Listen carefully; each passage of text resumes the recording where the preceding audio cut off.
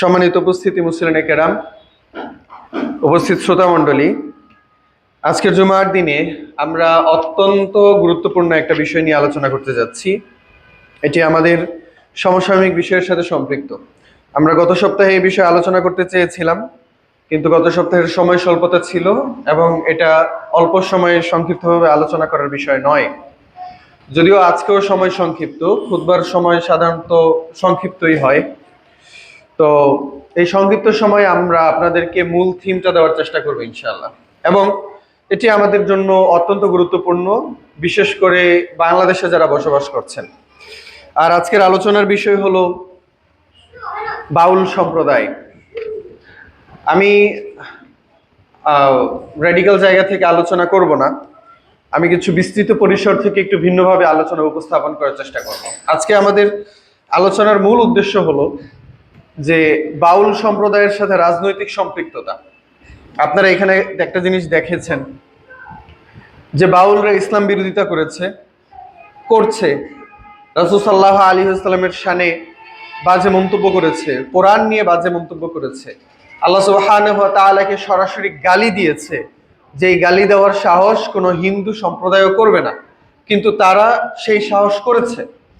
কিন্তু এত কিছু করার পরেও মুসলিমদের তোপ থেকে বাঁচার জন্য তাদেরকে সাময়িকভাবে গ্রেফতার করা হয়েছে, এবং তার পরবর্তীতেই অসংখ্য রাজনৈতিক দল তাদের পক্ষে বিবৃতি দিয়েছে। যদিও তারা মুসলিম, যদিও তারা সংখ্যাগরিষ্ঠ মুসলমানের দেশে রাজনীতি করছে, কিন্তু তারপরও সংখ্যাগরিষ্ঠ রাজনৈতিক দল তাদের পক্ষে অবস্থান নিয়েছে।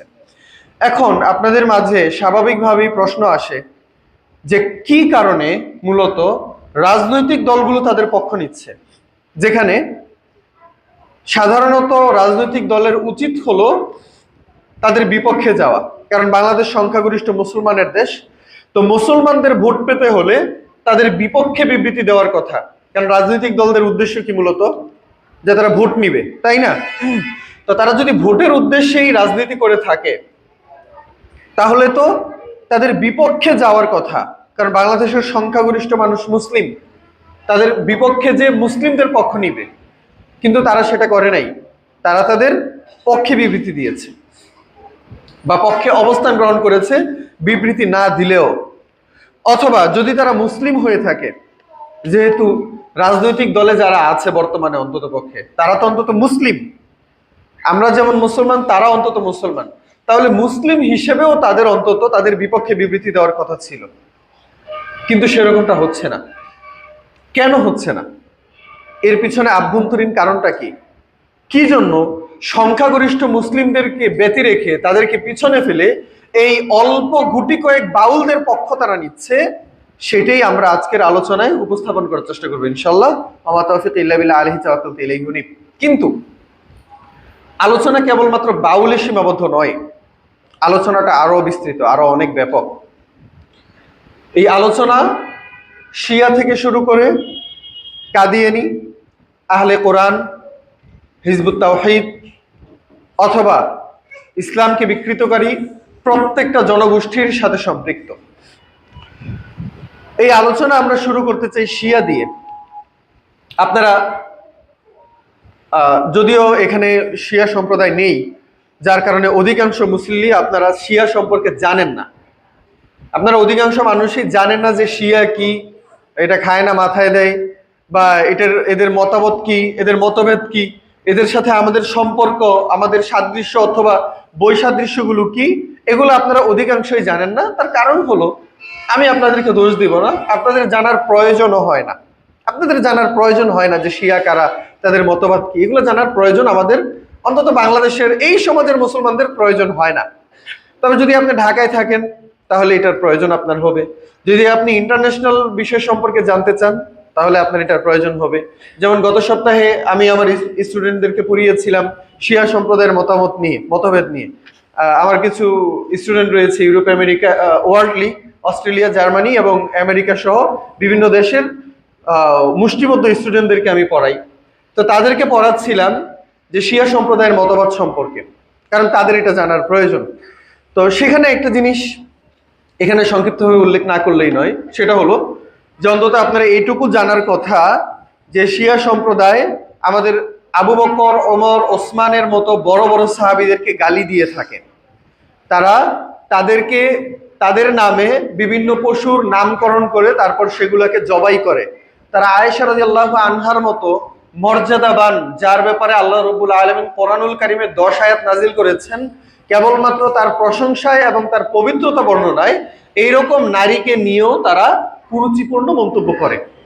তাদের মধ্যে এমন অসংখ্য গ্রুপ রয়েছে। শিয়াদের মধ্যে মোট 32টা গ্রুপ রয়েছে, এক এক গ্রুপের মতবাদ এক এক রকম। তো এদের মধ্যে এমন গ্রুপও রয়েছে, এর মধ্যে জাইদি যারা, তারা হলো আমাদের কিছুটা নিকটবর্তী, কাছাকাছি, কিন্তু এর বাহিরে যতগুলো আছে সবগুলোই মারাত্মকভাবে ইসলাম বিদ্বেষী এবং তারা ইসলামকে বিকৃত করে। যেমন এদের মধ্যে এমন গ্রুপ আছে যারা কোরআনুল কারীমকে বিশ্বাস করে না। তারা মনে করে কোরআনুল কারীম মোট 90 পারা, 30 পারা রাসূল সাল্লাল্লাহু আলাইহি ওয়াসাল্লামের কাছে নাজিল হয়েছে, আর বাকি 60 পারা আলী রাদিয়াল্লাহু তাআলা আনহুর কাছে নাজিল হয়েছে। নাউযুবিল্লাহি মিন যালিক। তাদের মধ্যে এমনও আছে যারা মনে করে যে রাসূল সাল্লাল্লাহু আলাইহি ওয়াসাল্লাম প্রকৃতপক্ষে নবুয়তের দাবিদার নন, অধিকারী নন। নবুয়তের প্রকৃত দাবিদার হলেন আলী রাদিয়াল্লাহু তাআলা আনহু। নাউযুবিল্লাহি মিন যালিক। তো এটা মাত্র সূচনা হয়েছিল এই জায়গা থেকে যে খেলাফতের একমাত্র উত্তরাধিকার হলেন আলী রাদিয়াল্লাহু আনহু। তো আলী রাদিয়াল্লাহু তাআলা আনহুকে প্রতারণা করে আবু বকর রাদিয়াল্লাহু তাআলা আনহু খেলাফত নিয়েছেন। তাকে প্রতারণা করে ওমর রাদিয়াল্লাহু আনহু খেলাফত নিয়েছেন। তাকে প্রতারণা করে ওসমান রাদিয়াল্লাহু তাআলা আনহু খেলাফত নিয়েছেন। তো তারা সবাই প্রতারক। আলী রাদিয়াল্লাহু তাআলা আনহুর সাথে যেহেতু তারা প্রতারণা করেছে, সুতরাং আলী রাদিয়াল্লাহু তাআলা আনহুকে ভালোবাসতে হলে তাদেরকে গালি দিতে হবে। এটা হলো তাদের মতবাদ। তা আমি যেটা বলছিলাম যে গত সপ্তাহে স্টুডেন্টদেরকে যেটা পড়িয়েছিলাম, ইউরোপিয়ান এবং আমেরিকান স্টুডেন্টদেরকে, ওইখানে এইটাই বিস্তারিত এক স্লাইড ছিল আমার, যে আলী রাদিয়াল্লাহু তাআলা আনহু স্বয়ং তাদেরকে কতটা ভালোবাসতেন। আলী রাদিয়াল্লাহু তাআলা আনহু নিজে বলছেন যে আমার রাসূল সাল্লাল্লাহু আলাইহি ইসলামের পরে যদি সবচেয়ে শ্রেষ্ঠতম ব্যক্তি থাকে তাহলে সেটা হলেন আবু বকর রাদিয়াল্লাহু তাআলা আনহু, তারপরে ওমর রাদিয়াল্লাহু তাআলা আনহু, তার সন্তান, তার নিজ ছেলে মুহাম্মদ ইবনুল হানাফিয়া। আমরা অনেকে মনে করি যে আলী রাদিয়াল্লাহু তাআলা আনহুর কেবলমাত্র 2 জন সন্তান। নাম কি? হাসান এবং হোসেন। কিন্তু আমরা জানি না যে তার আরো অনেক সন্তানাদি রয়েছে। তার মধ্যে একটা হলো মুহাম্মদ ইবনুল হানাফিয়া। তো মুহাম্মদ তিনি তার বাবাকে অর্থাৎ আলী রাদিয়াল্লাহু তাআলা আনহুকে প্রশ্ন করছেন যে বাবা, রাসূল সাল্লাল্লাহু আলাইহি ইসলামের পরে সবচেয়ে শ্রেষ্ঠতম ব্যক্তিকে? তিনি বললেন যে আবু বকর। তার সন্তান জিজ্ঞাসা করলো যে তারপরে কে? তিনি বললেন যে ওমর। তারপরে তিনি আর প্রশ্ন করেন নাই। তিনি মনে করছেন যে আমার বাবা নিজের নাম না নিয়ে অন্যান্য সাহাবীদের নাম নিচ্ছে, তো তিনি মনে করলেন এই মুহূর্তে মনে হয় তিনি উসমান রাদিয়াল্লাহু তাআলা আনহুর নাম নেবেন। তো তিনি জিজ্ঞাসা করলেন যে এরপরে ফাবাদাহু আনতা ইয়া আবি, তারপরে আপনি আব্বা? তখন আলী রাদিয়াল্লাহু তাআলা আনহু বললেন যে না, আনা মিনান নাসি মুসলিমিন, আমি সাধারণ মুসলমানদের একজন। তো এটা আলী রাদিয়াল্লাহু তাআলা আনহুর নম্রতা ছিল। কিন্তু এখানে একটা বিষয় স্পষ্ট যে আলী রাদিয়াল্লাহু তাআলা আনহু নিজেও তাদের সাথে অত্যন্ত ভালোবাসাপূর্ণ সম্পর্ক রেখেছেন। আলী রাদিয়াল্লাহু তাআলা আনহুর সন্তানদের নাম ছিল আবু বকর ও ওমর। অন্যান্য সন্তানদের মধ্যে একজন সন্তানের নাম ছিল আবু বকর, আরেকজন সন্তানের নাম ছিল ওমর। তো তিনি তাদেরকে কতটা ভালোবাসলে তার সন্তানদের নাম আবু বকর এবং ওমরের নামে রেখেছেন। এরকম লম্বা আলোচনা আমরা এখানে টানতে পারি, সেটা আমি এখানে টানতে যাচ্ছি না। যেটা বলতে চাচ্ছি সেটা হলো যে এই শিয়া সম্প্রদায় সম্পূর্ণ কোরআন এবং সুন্নাহ বিরোধী। সম্পূর্ণ কোরআন এবং সুন্নাহ বিরোধী। তারা রাসূল সাল্লাল্লাহু আলাইহি ওয়াসাল্লামের উপরে বিশ্বাস রাখে না। তারা রাসূল সাল্লাল্লাহু আলাইহি ওয়াসাল্লামের নবুয়তের শ্রেষ্ঠত্বের উপরে বিশ্বাস রাখে না। তারা রাসূল সাল্লাল্লাহু আলাইহি ওয়াসাল্লামের পরবর্তী এই মহিমান্বিত খেলাফতের সম্পর্কে তারা সন্দেহ পোষণ করে, কোরআন সম্পর্কে সন্দেহ পোষণ করে। কিন্তু এই শ্রেণীর ব্যাপারে আমরা একটা গ্রুপকে পক্ষপাতিত্ব করতে দেখি, সেটা হলো বাংলাদেশের একটা রাজনৈতিক দল বা কিছু রাজনৈতিক দল। এরা শিয়া সম্প্রদায়ের প্যাট্রোনাইজ করে, তাদের পক্ষে যায় এবং তাদের পক্ষে বক্তব্য উপস্থাপন করার চেষ্টা করে। কিছুদিন আগে যখন শিয়া সম্প্রদায় সম্পর্কে শিক্ষিত মহলে আলোচনা উঠলো, তখন তারা শিয়া সম্প্রদায়ের পক্ষপাতী হয়ে গেল। শিয়া সম্প্রদায় নিয়ে তারা বিভিন্ন রকমের টক শো এবং কলাম লেখা শুরু করলো যে শিয়া সম্প্রদায়কে অবশ্যই বাংলাদেশে তাদের জীবনযাপন করার পূর্ণ অধিকার এবং পূর্ণ স্বাধীনতা উপস্থাপন করতে হবে। হ্যাঁ, আমরা এটার সাথে অবশ্যই একমত যে সকলের ধর্মীয় স্বাধীনতা থাকবে, কিন্তু শিয়া সম্প্রদায়ের প্রতি তাদের যে ভালোবাসা, এই ভালোবাসা আমাদেরকে সন্দেহপূর্ণ করে দেয়। এটা গেল শিয়ার আলোচনা।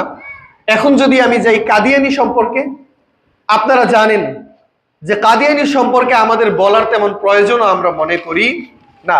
মুজাফির বিন মহসিন সাহেব হাফিজাহুল্লাহ, তিনি অনেক সুন্দর একটা কথা বলেছিলেন। অন্তত 8-10 বছর আগে আমি তার একটা লেকচার শুনেছিলাম।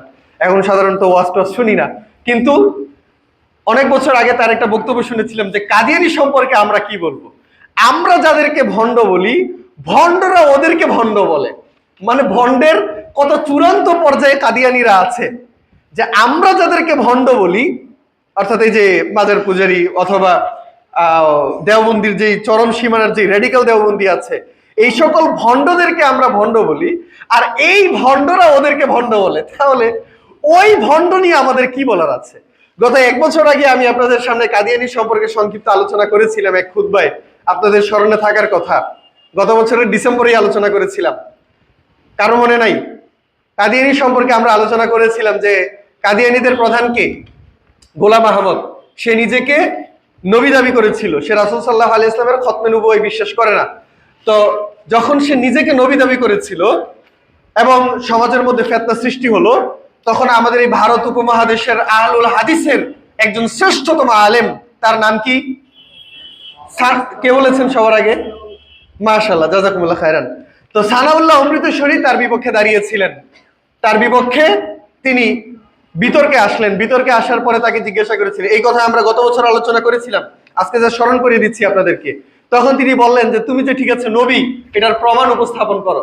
তখন সে বলল যে কোরআনের মধ্যে আমার নবুয়তের কথা আছে। কি সেই প্রমাণ? সে দেখালো যে এই যে সূরার মধ্যে আছে, সূরার মধ্যে আছে, সূরা জুমার আগের সূরাটা কি যেন? সূরা সফ। সূরা সফের মধ্যে আল্লাহ সুবহানাহু ওয়া তাআলা বলেছেন যে মিন বাদ ইসমুহু আহমদ, যে এই যে দেখো আল্লাহ কোরআনে বলেছে আমার পরে একজন নবী আসবে আর ওই নবীর নাম হবে আহমদ। তখন সানাউল্লাহ অমৃতসরী বলছেন যে কিন্তু তোমার নাম তো আহমদ না, তোমার নাম তো গোলাম আহমদ। তার মানে আহমদের গোলাম তুমি, তুমি তো আহমদ না। তখন সে বলছে যে না, আমি যদি আমার নামের আগের গোলাম শব্দ কেটে দেই তাহলে তো আমি আহমদ হয়ে গেলাম, সুতরাং আমি নবী, আমার কথাই কোরআনে বলা আছে। সানাউল্লাহ অমৃতসরী চিন্তা করলেন যে আরে তো ভণ্ড এবং বড় রকমের বাটপার, ছোটখাটো বাটপার না, বিশাল বাটপার, তো তাকে তার মতোই হ্যান্ডেল করতে হবে। তিনি বললেন যে ও আচ্ছা, তো তুমি তোমার নামের প্রথম অংশ কেটে তুমি নবী হয়ে গেছো? সে বললো যে হ্যাঁ, আমি নবী হয়ে গেছি। তো তিনি বললেন যে আচ্ছা, তুমি যদি তোমার নামের প্রথম অংশ কেটে নবী হয়ে যাও, আমি যদি আমার নামের প্রথম অংশ কাটি তাহলে কিন্তু আমি আল্লাহ হয়ে যাব। কেন? তার নাম হলো সানাউল্লাহ, মানে সানা এবং আল্লাহ। সানাউল্লাহ শব্দের অর্থ হলো আল্লাহর প্রশংসা। তো তিনি বললেন যে ঠিক আছে, তাহলে আমি একই কাজ করি, আমার নামের প্রথম অংশ আমি কেটে দিলাম, সানা কেটে দিলে থাকে কি? আল্লাহ। তখন সানাউল্লাহ অমৃতসরী বলছেন যে ঠিক আছে, যেহেতু আমি আমার নামের প্রথম অংশ কেটে দিলাম, সুতরাং আমি আল্লাহ হয়ে গেলাম। আমি আল্লাহ এই মুহূর্তে ঘোষণা করছি যে তোর মতো বটকে আমি নবী করে দুনিয়াতে পাঠাই নাই। আলোচনা সেখানেই সমাপ্ত। তারপরে তারা মুবাহালা করেন। মুবাহালার কথা আপনাদের মনে থাকার কথা, যেহেতু আমাদের আলোচনার টপিক ভিন্ন, এখানে আমরা লম্বা আলোচনা করতে পারছি না। তো এখানে ঘটনা ছিল যে তারা মুবাহালা করলেন। মুবাহালা হলো তারা দুইজনেই সকল মানুষের সামনে তারা প্রতিশ্রুতি করলেন, আল্লাহর নামে শপথ করলেন। সে বলল যে আমি আল্লাহর নামে কসম করে বলছি আমি সত্যবাদী, আমি সত্যবাদী, আমি সত্যবাদী, আমি সত্যবাদী। আর যদি আমি মিথ্যাবাদী হই তাহলে আল্লাহর গজব আমার উপরে। সূরা আলে ইমরানের আয়াত আপনারা দেখে নেবেন। তো আবার সানাউল্লাহ অমৃতসরীও বললেন যে আল্লাহর কসম করে বলছি তুই মিথ্যাবাদী, তুই মিথ্যাবাদী, তুই মিথ্যাবাদী, তুই মিথ্যাবাদী। যদি সত্যবাদী হয়ে থাকিস তাহলে আল্লাহর গজব আমার উপরে। তা আল্লাহর গজবটা কি? আল্লাহর গজব হলো আমাদের মধ্যে যে মিথ্যাবাদী সে আগে মৃত্যুবরণ করবে। তো এই ঘটনার পরে, এই মুবাহালার পরে সবার আগে 1 বছরের মাথায় এই ভণ্ড মিথ্যুক প্রতারক গোলাম আহমদ মৃত্যুবরণ করে এবং তার প্রায় 40 বছর পরে আমাদের সানাউল্লাহ অমৃতসরী দুনিয়া থেকে পরলোক গমন করেন। সুবহানাল্লাহ। তো কথা এখানেই সীমাবদ্ধ নয়, আরো সামনে কথা আছে। সেটা কি? এই ভণ্ড প্রতারক মিথ্যুক শুধু মৃত্যুবরণই করে নাই, মৃত্যুবরণ করেছে কোথায়? টয়লেটে। কোথায় মৃত্যুবরণ করেছে? টয়লেটে। একজন নবী, তিনি যদি সত্যিকার অর্থে নবী হয়ে থাকেন, কোরআন কারীমের মধ্যে আছে ঈসা আলাইহিস সালাম বলছেন যে মুবারাকুন ফি উলিদতু, আয়াত ভুলে গেছি, যে আমি যেখানে জন্মগ্রহণ করেছি সেটাও বরকতময়, আমি যেখানে মৃত্যুবরণ করব সেটাও বরকতময়। তাই একজন নবী যেখানে জন্মগ্রহণ করেন, যেখানে মৃত্যুবরণ করেন, সবকিছুই তার জন্য বরকতময়। কিন্তু তার বিপরীতে এই ভণ্ড প্রতারক মৃত্যুবরণ করেছে টয়লেটে। কেবল সাধারণ টয়লেট না, আপনারা তো জানেন তৎকালীন সময়ে টয়লেট তো আমাদের বর্তমান সময়ের মতো ছিল না। যেখানে টাকি ছিল মানে যেখানে গর্ত ছিল ওইখানেই টয়লেট ছিল, সে টয়লেটের ভিতরে মৃত্যুবরণ করে, টয়লেট ভেঙে টয়লেটের নিচে পড়ে যায়, শেষ পর্যন্ত সাধারণ মানুষ তাকে তুলতে সক্ষম হয় নাই। তো বাহির থেকে প্রশাসনের লোক ডেকে এনে কোনোভাবে এই নর্দমাযুক্ত পায়খানাযুক্ত দেহকে কোনোভাবে উপর থেকে তুলে তারপর মাটিতে চাপা দিয়ে দেওয়া হয়েছে, এমনকি তার জানাজা পর্যন্ত পড়ানো হয়নি। তো এইরকম মিথ্যুক এবং ভণ্ড কাদিয়ানি যখন আমাদের বাংলাদেশে রাসূল সাল্লাল্লাহু আলাইহি ওয়াসাল্লামের শ্রেষ্ঠ নবুয়তের ব্যাপারে শঙ্কা প্রশ্ন করে, এবং যখন রাসূল সাল্লাল্লাহু আলাইহি ওয়াসাল্লামের নবুয়ত নিয়ে মিথ্যা কুরুচিপূর্ণ বক্তব্য উপস্থাপন করে, এবং যখন আমরা তাদের প্রতিবাদ করতে যাই, তখন বাংলাদেশের একদল রাজনৈতিক জাতি তারা আমাদের বিরুদ্ধে গিয়ে তাদের পক্ষপাতিত্ব করে। ঠিক একই রকম ভাবে এবার আসি আমরা আহলে কোরআনের আলোচনায়। আহলে কোরআন হলো যারা আল্লাহ রাসূল সাল্লাল্লাহু আলাইহি ওয়াসাল্লামের হাদিসে বিশ্বাস করে না। তারা মনে করে যে কেবলমাত্র কোরআনুল কারীমে বিশ্বাস করতে হবে, হাদিস বিকৃত হয়ে গেছে, কোরআন একমাত্র ঠিক আছে, শুধু কোরআনকে বিশ্বাস করব, হাদিসে বিশ্বাস করব না। এবং এইটাকে সবচেয়ে বেশি প্রমোট করে কারা? এই গায়ক দল, গান বাজনাওয়ালারা, এই যে বাউল সম্প্রদায়। এটার সাথে আমি যেই কথাগুলো এখানে বলছি সবগুলোর সাথে কানেকশন আছে। আমি জানি না খুতবার সময় অনেক সংক্ষিপ্ত, আমি শেষ পর্যন্ত টানতে পারবো কিনা, কিন্তু সংক্ষিপ্ত করে বললেও আপনারা বুঝতে পারবেন না, এটা হলো প্রবলেম, সেজন্য আমাকে বিস্তারিত বলতে হচ্ছে। তো এখানে কথা হলো যে এই বাউল সম্প্রদায় তারা এটাকে প্রমোট করে যে কোরআনুল কারীমে কেবলমাত্র বিশ্বাস স্থাপন করতে হবে, হাদিসে বিশ্বাস করা যাবে না। এখন আপনারা চিন্তা করবেন যে কেন যারা গান গায় তারা কেন কেবলমাত্র কোরআনুল কারীমে বিশ্বাস করবে, হাদিসে বিশ্বাস করবে না? তার কারণ হলো তাদের পেশা কি? গান গাওয়া। বিভিন্ন জায়গায় যাত্রা পালা গান করবে, অশ্লীলতা ছড়াবে, বিভিন্ন জায়গায় কনসার্টের আয়োজন করবে, মানুষকে নাচাবে, এবং এগুলা করে টাকা ইনকাম করবে। এই টাকা ইনকাম করে সে জীবন যাপন করবে। এখন যদি গান বাজনা বন্ধ হয়ে যায় দেশে, তারপর পেট চলবে না। এখন যে কোনো মূল্যে গান বাজনাকে এই দেশে রাখতে হবে। এখন বাংলাদেশ তো মুসলমান সম্প্রদায়, তারা ইসলামের বাহিরে যাবে না। তো তাদেরকে যদি কনভিন্স করতে হয় তাহলে কি করতে হবে? কোরআনের মাধ্যমে, ইসলামের মাধ্যমে গান বাজনাকে জায়েজ হিসেবে উপস্থাপন করতে হবে। আপনাদের এলাকায় যদি কেউ গানের কনসার্ট করতে আসে, আপনারা রাজি হবেন? যদি এখানে ওয়াজ মাহফিল করতে চায় কেউ, আমরা অবশ্যই তাকে করতে দিব। কিন্তু মুসলিম হিসাবে এই পুরিন্দাবাসী সাতগ্রাম ইউনিয়নের ধর্মপ্রাণ মুসলিমরা এখানে যদি কেউ কনসার্টের আয়োজন করতে আসে, যাত্রা পালাগানের আয়োজন করতে আসে, তাহলে আপনারা রাজি হবেন? আপনারা ঘরে চুপচাপ বসে থাকবেন না, কারণ এটা আপনার ইসলামের বিপক্ষে যায়। এখন আপনাকে যদি দমাতে হয় তাহলে আপনার ইসলাম দিয়ে আপনাকে দমাতে হবে, এটা সে ভালো করেই জানে। তো এখন কিভাবে দমাবে? সে কোরআন দিয়ে আপনাকে প্রমাণ করে দিবে যে কোরআনে কোথাও গান হারাম এই কথা নাই। আপনি কোরআন খুলে দেখেন, সমগ্র কোরআন খোলেন, প্রথম থেকে শেষ পর্যন্ত পড়েন, কোথাও গান হারাম এই কথা নাই। তাহলে আছে কোথায়? হাদিসে। তো যদি তাদের ইন্টারেস্টের জায়গাটা দেখেন, যদি তারা হাদিস মানতে যায় তাহলে তাদের ব্যবসা অফ হয়ে যাবে। কারণ তারাও তো যখন আমাদের সাথে বসে নিজেকে মুসলমান বলে দাবি করতে বাধ্য হয়, যদিও তারা মুসলমান নয়, কিন্তু তারপরও যখন তারা টক শোতে আসে তখন তারা বলে যে আপনি আমাকে কাফের বলতে পারবেন না, আপনি আমাকে মুনাফিক বলতে পারবেন না, আপনি আমাকে নাস্তিক বলতে পারবেন না, কারণ আমি মুসলমান। তো তাকেও তো মুসলমান বলতে হয়। এখন যেহেতু সে নিজেকে মুসলমান বলে, এখন সে রাসূল সাল্লাল্লাহু আলাইহি ওয়াসাল্লামের বক্তব্য হাদিসকে প্রত্যাখ্যান করবে কিভাবে? ডাইরেক্ট এই কথা বলে যে হাদিসের উপরে আমরা বিশ্বাস রাখতে পারি না, কেবলমাত্র কোরআনে বিশ্বাস রাখবো। তো তারা, আপনারা সিঙ্গার নোবেলের কথা শুনে থাকবেন, এই মুহূর্তে এই বদমাস এখন জেলে আছে নারী কেলেঙ্কারিতে অভিযুক্ত হওয়ার কারণে। তো এই বদমাস গানকে ইসলামিক মুসলিম সম্প্রদায়ের মধ্যে হালাল হিসেবে উপস্থাপন করার সর্বোচ্চ চেষ্টা চালিয়েছে যে কোরআনুল কারীমে কোথাও গান হারাম এই কথা নাই। অথচ রাসূল সাল্লাল্লাহু আলাইহি ওয়াসাল্লাম অসংখ্য জায়গায় বলেছেন যে আল মাআজিফ অর্থাৎ এই গান বাজনা, অর্থাৎ এই বাদ্যযন্ত্র, এগুলো হলো কিয়ামতের আলামত, এগুলো হলো নষ্টামি, এগুলো ধ্বংস, এবং মুসলিম জাতির জন্য, সারা বিশ্ববাসীর জন্য আতঙ্কের বিষয়।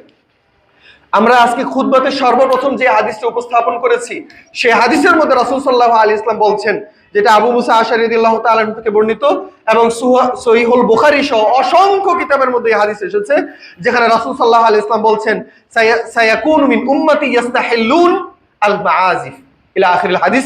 রাসূল সাল্লাল্লাহু আলাইহি ওয়াসাল্লাম বলছেন যে আমার উম্মতের মধ্যে একটা দলকে অবশ্যই পাওয়া যাবে কিয়ামতের পূর্বে যারা বাদ্যযন্ত্রকে, গান বাজনাকে জায়েজ হিসেবে উপস্থাপন করার চেষ্টা করবে, যারা গান বাজনাকে জায়েজ হিসেবে দেখাবে এবং এটাকে বৈধ মনে করবে। তা আমরা বর্তমানে সেই সম্প্রদায় দেখতে পাচ্ছি। কথা হলো যে এই সম্প্রদায় আহলে কোরআনদেরকে প্রমোট করতে চায়। কেন? কারণ কোরআনুল কারিমে আল্লাহ তাআলা ডিরেক্টলি কোথাও গান নিষিদ্ধ হওয়ার কথা বলেন নাই। তবে আল্লাহ তাআলা গান নিষিদ্ধের কথা একবারে বলেন নাই, বিষয়টা এরকমও নয়। আমরা আজকে খুতবার শুরুতে সূরা লোকমানের প্রথম কিছু আয়াত তেলাওয়াত করেছি। এর মধ্যে একটা আয়াত ছিল জামিনান নাসি মান ইয়াশতারি লাহওয়াল হাদিস লিয়ুদিল্লা আন সাবিলিল্লাহি বিগাইরি ইলমি ওয়া ইয়াত্তাখিযা হুজওয়া। আল্লাহ সুবহানাহু ওয়া তাআলা কোরআনুল কারীমের মধ্যে বলছেন যে মানুষের মধ্যে একটা দল রয়েছে যারা অহেতুক জিনিস ক্রয় করে, অহেতুক জিনিস ক্রয় করে মানুষকে দিন ধর্ম থেকে সরিয়ে দেওয়ার জন্য, এবং অকারণে এগুলাকে ক্রয় করে থাকে। তো আল্লাহ রাসূল সাল্লাল্লাহু আলাইহি ওয়াসাল্লামের বর্ণনা অনুযায়ী সকল মুফাসসিরিনে কেরাম, সকল মুহাদ্দিসিনে কেরাম এই জায়গায় একমত যে এই লাহওয়াল হাদিস অর্থাৎ অনর্থক বিষয় বলতে আল্লাহ যেটাকে বুঝিয়েছেন সেটা হলো এই বাদ্যযন্ত্র, এই গান বাজনা।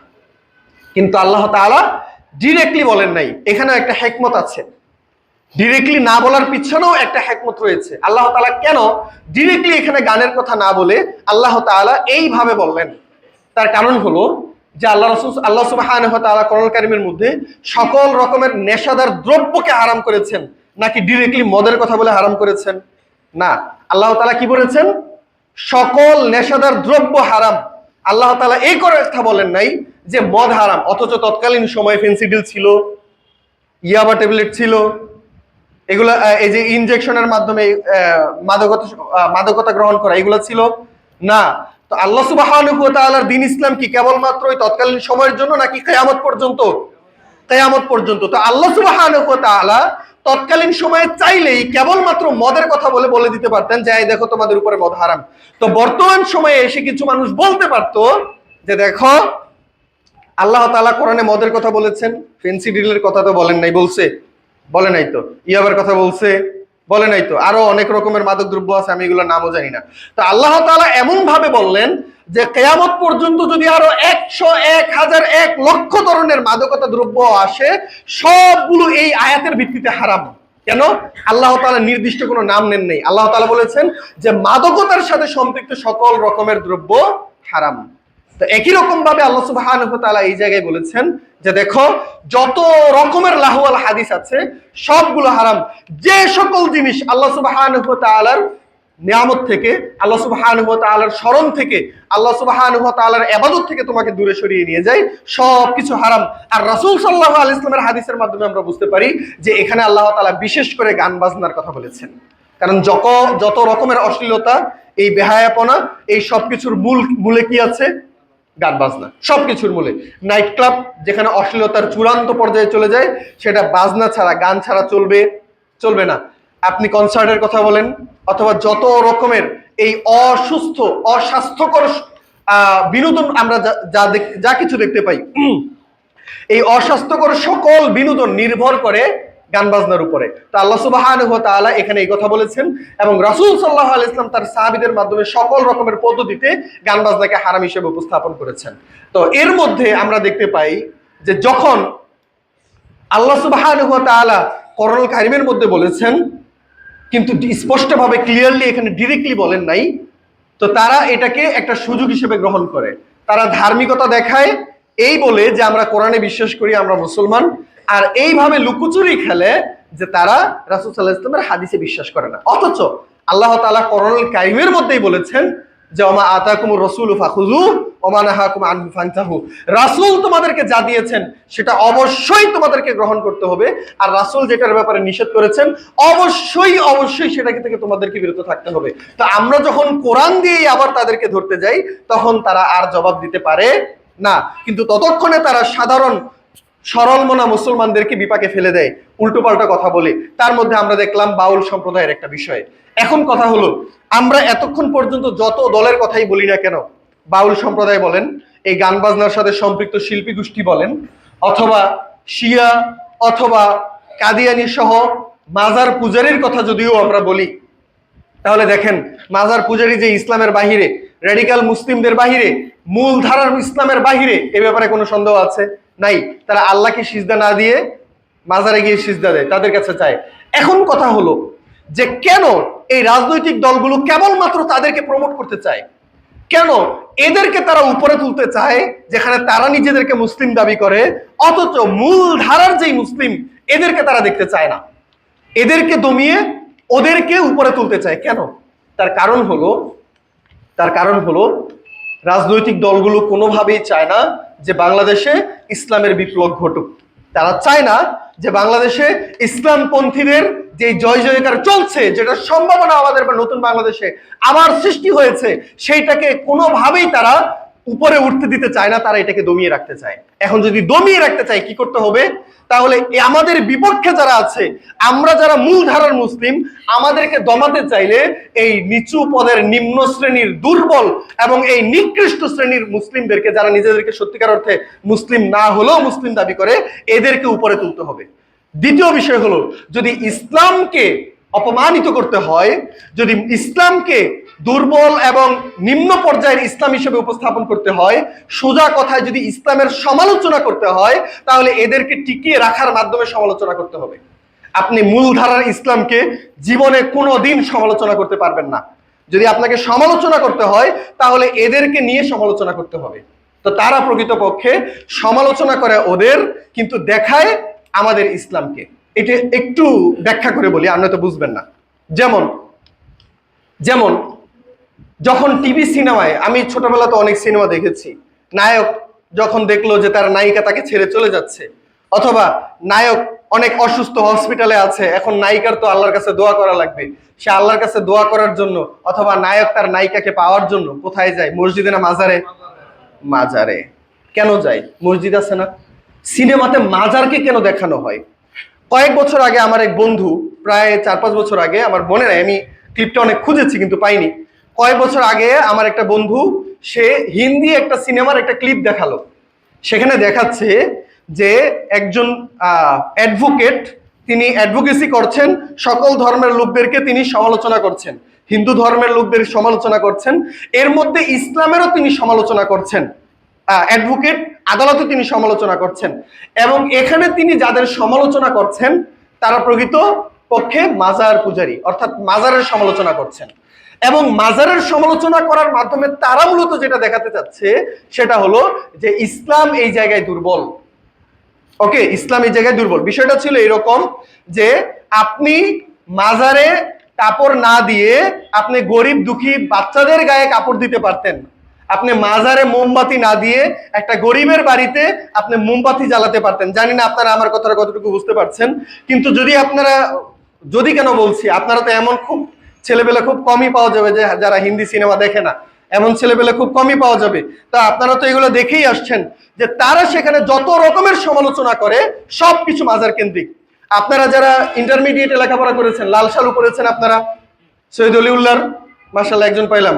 আমাদের যুবক ভাইরা, তোমরা ইন্টার পরীক্ষা দিয়েছো না?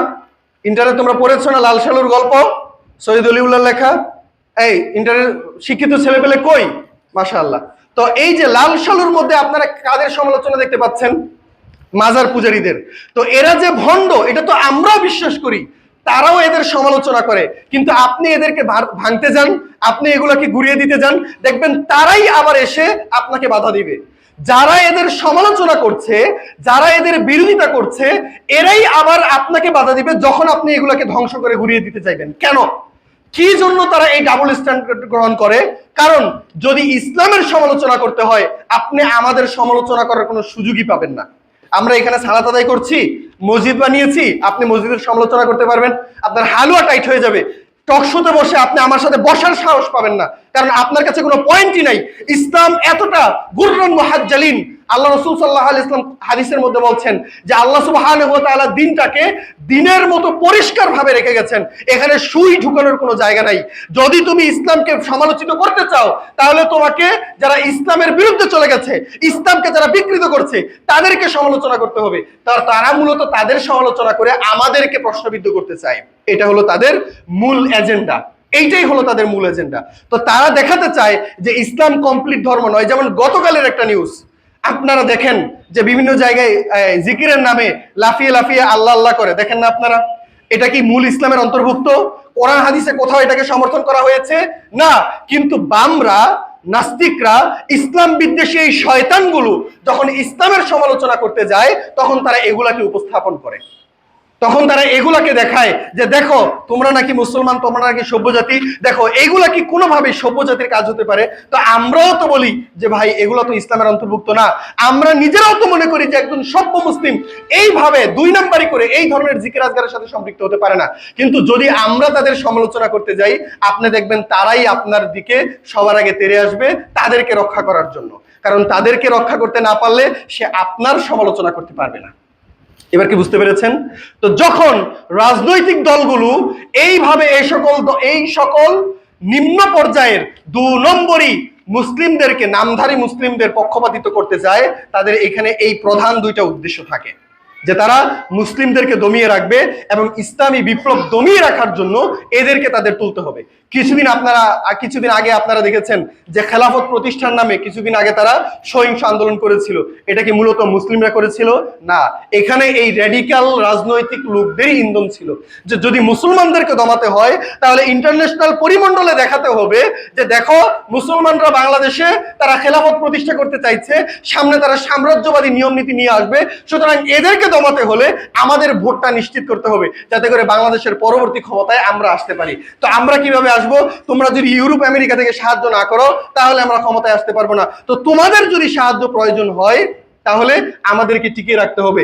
বাংলাদেশে যদি তুমি র্যাডিক্যাল মুসলিম আনতে না চাও তাহলে আমাদেরকে সমর্থন করতে হবে। তো ইন্টারন্যাশনাল সাহায্য সমর্থন পাওয়ার জন্য তারা বাংলাদেশের মুসলিমদের মধ্যে এরকম বিভিন্ন রকম ভাবে দল তৈরি করে তারপরে একটা কুরুচিপূর্ণ সিস্টেম তৈরি করে রেখেছে। This is the point. এটা হলো ওই তৎকালীন পুরাতন ব্রিটিশ ইন্ডিয়ান রুল, যে ডিভাইড এন্ড রুল, মুসলমানদের মাঝে দ্বিমত তৈরি করো এবং তাদেরকে শাসন করো, এটা হলো তাদের পদ্ধতি। তো আমরা এখান থেকে দেখতে পাই এইটা হলো তাদের প্রধানতম উদ্দেশ্য, এবং এই কারণেই আপনি দেখতে পাচ্ছেন যে মাজার ভাঙা হলেই তারা আপনার দিকে তেড়ে আসবে। এখানে সবচেয়ে দুঃখজনক বিষয় হলো এই, আমি যেটার জন্য সবচেয়ে বেশি দুঃখ পাই, যে আমাদের বাংলাদেশের মূল ধারার যে মুসলিমগুলো আছে তারা এই বিষয়টা বুঝতে পারে নাই, অথবা বুঝতে গিয়ে অনেক দেরি করে ফেলেছে। আমরা যদি বাংলাদেশের দেওবন্দি অথবা হানাফি আকীদার মতাদর্শের মুসল্লি ভাইদের কথা বলি, তারা সারা জীবন বিরোধিতা করে গেছে আমাদের আলে হাদিসদের ভাইদের, সারা জীবন বিরোধিতা করে গেছে সালাফিদের, যে আলে হাদিসরা ইহুদিদের দালাল, খ্রিস্টানদের দালাল, আমেরিকার দালাল, সৌদি আরবের দালাল, তারা রিয়ালের দালাল, আলে হাদিসরা হলো দালাল, আওয়ামী লীগের দালাল। সারা জীবন তারা আলে হাদিসদেরকে আওয়ামী লীগের দালাল বলে আখ্যায়িত করেছে। কিন্তু হাসিনাকে, কৌমির জননীকে আলে হাদিস দিয়েছে কারা? দিয়েছে। তো কথা হলো এই যে তারা, আপনারা দেখতে পাবেন যে এই জিনিসটা বুঝতে না পারার কারণেই আজও পর্যন্ত তারা এই বিষয়টা বুঝতে পারে নাই যে তাদের কমন শত্রু কারা আর তাদের মিত্র ব্যক্তি কারা। এই জিনিসটা বুঝতে না পারার কারণে তারা 5ই আগস্টের পরে রাতের বেলা হিন্দুদের মন্দির পাহারা দেয় আর দিনের বেলায় এসে বাংলাদেশের আলে হাদিসের মসজিদগুলো ভাঙে। কত নির্বুদ্ধিতার জায়গায় তারা চলে গেছে যে আজ পর্যন্ত তারা তাদের কমন শত্রুকে নির্বাচন করতে পারে নাই, ধরতে পারে নাই। আলে হাদিসদেরকে তারা ইহুদি খ্রিস্টানদের দালাল মনে করে, আর বাংলাদেশের হিন্দু সম্প্রদায় বামদেরকে তারা তাদের বুকে জড়িয়ে নিতে চায় যে এদেরকে আমরা আমাদের পক্ষে রেখে বাংলাদেশে পরবর্তীতে ইসলাম কায়েম করব। কত নির্বুদ্ধিপূর্ণ জাতি এরা এখন পর্যন্ত রয়ে গেছে। যদিও এখন কিছুটা পরিবর্তনের আশা আমরা দেখতে পাচ্ছি, আভাস দেখা যাচ্ছে, সেখান থেকে আমরা আশা করতে পারি যে হয়তোবা সামনে কিছু পরিবর্তন হবে। তো সেই জায়গা থেকে আমরা আপনাদেরকে বলতে চাই যে আজ আমাদের সময় এসেছে একত্র হয়ে, ঐক্যবদ্ধ হয়ে সকল র্যাডিক্যাল মুসলিমদের, অর্থাৎ সকল মূলধারার মেইন স্ট্রিম মুসলিমদের একত্র হয়ে এই সকল বেঈমান, কুরুচিপূর্ণ অবস্থানে গ্রহণকারী এবং এই ধরনের ইসলামের বিরোধিতা, ইসলাম বিদ্বেষী নাস্তিক এবং বামদেরকে রুখে দেওয়ার জন্য আমাদের বর্তমানে সময় এসেছে। সেই জায়গায় আমাদেরকে সতর্কতার সাথে এগোতে হবে এবং ইসলামের প্রচার প্রসারে আমাদেরকে কাজ করতে হবে। আল্লাহ সুবহানাহু ওয়া তাআলা আমাদের সকলকে সেই তৌফিক দান করুন। আল্লাহুম্মা আমিন।